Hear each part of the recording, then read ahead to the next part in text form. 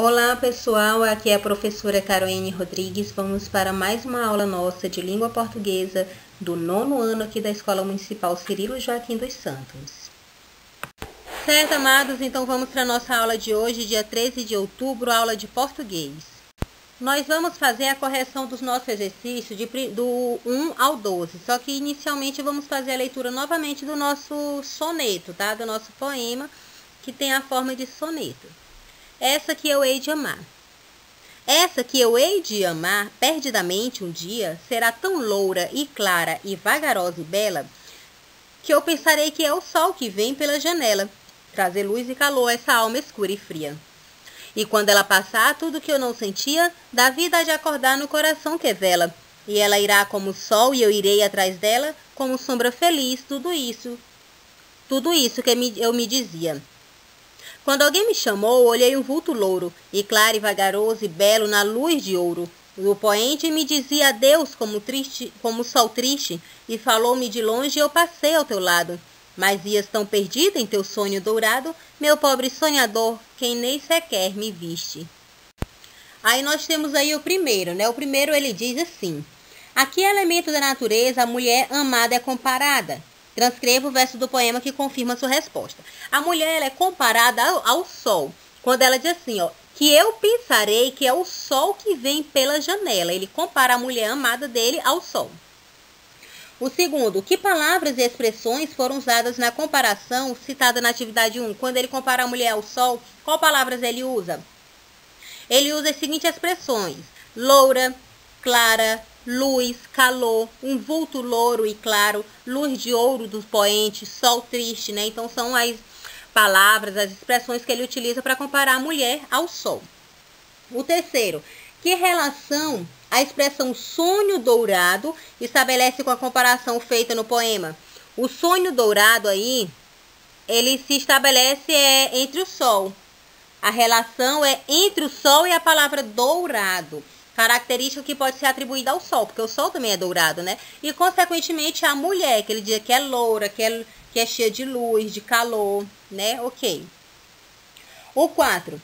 Identifique e transcreva os trechos do poema que podem comprovar que o eu poético, ou seja, a pessoa que está falando dentro do poema, fala de um amor futuro e a mulher é alguém que ele ainda não conhece. Quando ele diz assim, ó: essa eu hei de amar, ele colocou o verbo hei no futuro, quer dizer que ele ainda vai conhecer a mulher, vai amar a mulher, algo que ainda não aconteceu, ok? O 5. Que oposição de ideias é apresentada na primeira estrofe? Oposições. Quando ele diz assim, ó, luz e calor, escuro e frio. Escuro é a oposição de luz e frio a oposição de calor, tá? Identifique e explique o significado da metáfora presente nesse verso. O sol, ele é uma metáfora de que a mulher, ela traz luz e calor para a alma do eu poético, que a alma dele estava escura e fria. Agora o sexto. O sexto ele diz assim: como você já sabe, estrofe é um conjunto de versos e verso é cada linha que compõe o poema. Com base nessa informação, identifique quantas estrofes possui o poema. Essa eu hei de amar e quantos versos há em cada estrofe. Bem, ele tem 2 estrofes, que cada uma delas tem 4 versos, né? Então ela pode ser chamada aí de 2 quartetos. E nós temos 2 estrofes, que cada uma delas tem 3 versos, que pode ser chamada aí de 2 tercetos, ok? No sétimo, nós podemos considerar que esse poema de Guilherme de Almeida é um soneto? Sim, por quê? Porque um soneto ele é formado de 2 quartetos e 2 tercetos, ok? Lá no oitavo, tem essa estrofe aí: quando ela passar, tudo que eu não sentia, dá vida de acordar no coração que vela, e ela irá como o sol e eu irei atrás dela como sombra feliz, tudo isso eu me dizia. Aí ele diz: agora separe as sílabas do 4º verso, ou seja, dessa partezinha que ele diz assim, ó, como sombra feliz, tudo isso eu me dizia.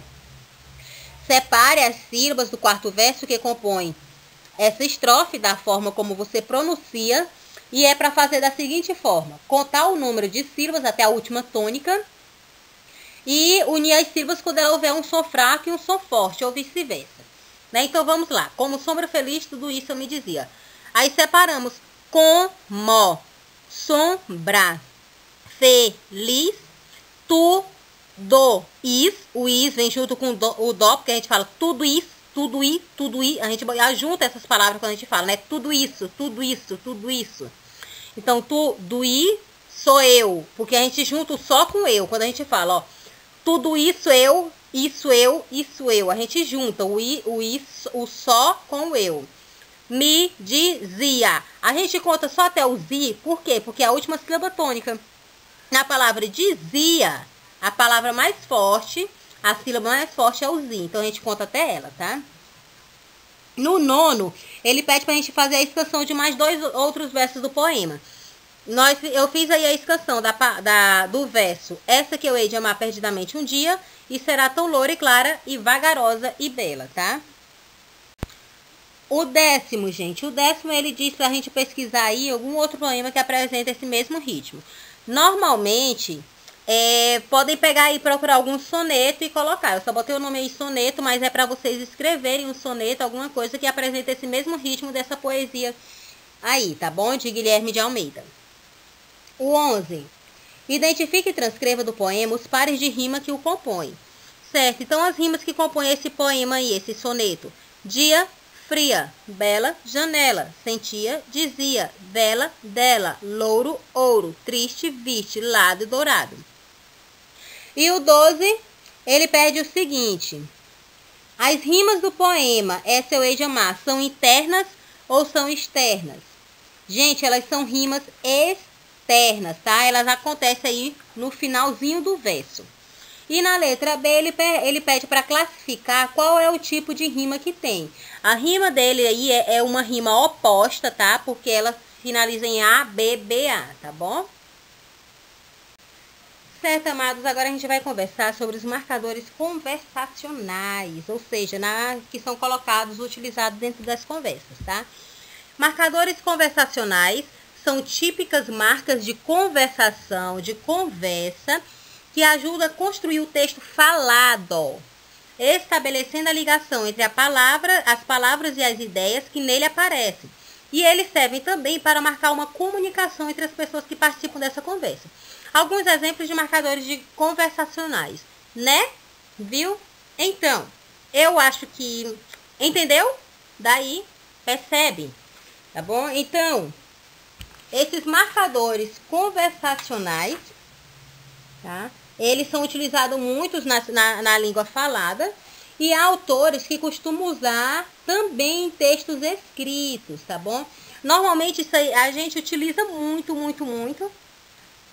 os marcadores conversacionais. Eu mesmo, quando eu tô aqui gravando para vocês, de vez em quando eu digo, entenderam? Ok? Tá? Tudo isso são chamados de marcadores conversacionais. Agora vamos lembrar um pouquinho aqui de poema, poesia, tá? Bem, gente, poesia, tudo aquilo que evoca sentimento do belo e é comovente. A poesia está presente no poema, na pintura, na música, na fotografia, na própria vida, na dança, tá? Em tudo que tem a questão do sentimento do belo e do comovente, a poesia. Bem, e vamos lá para o poema. Poema, ele é um texto poético escrito em versos, formado por versos e estrofes, tá? Lembrando que o verso é cada linha e estrofe é o conjunto de verso. E muitos dos poemas, eles têm rimas, ok? A pessoa que escreve o poema, o autor do poema, ele é chamado de poeta. E a voz, a pessoa que fala o poema ali dentro do poema, quem está dentro do poema, ele é chamado de eu poético. Em geral, nos poemas, nós empregamos uma linguagem figurada. E, utilizando a linguagem figurada, a gente pode aí ter várias interpretações do mesmo poema. A forma, a sonoridade e o ritmo são recursos que são explorados pelos poetas para uma construção de sentido dentro do poema. A intenção de um poema pode ser de emocionar o leitor, de propor uma reflexão, ou de apresentar os sentimentos, as ideias, as emoções do poeta diante das situações da vida. Certo, gente? Agora aí vocês vão fazer o exercício do primeiro até o terceiro, que está na página 84, tá? Então, meus amores, Bom estudo para vocês, abraços e até a próxima aula!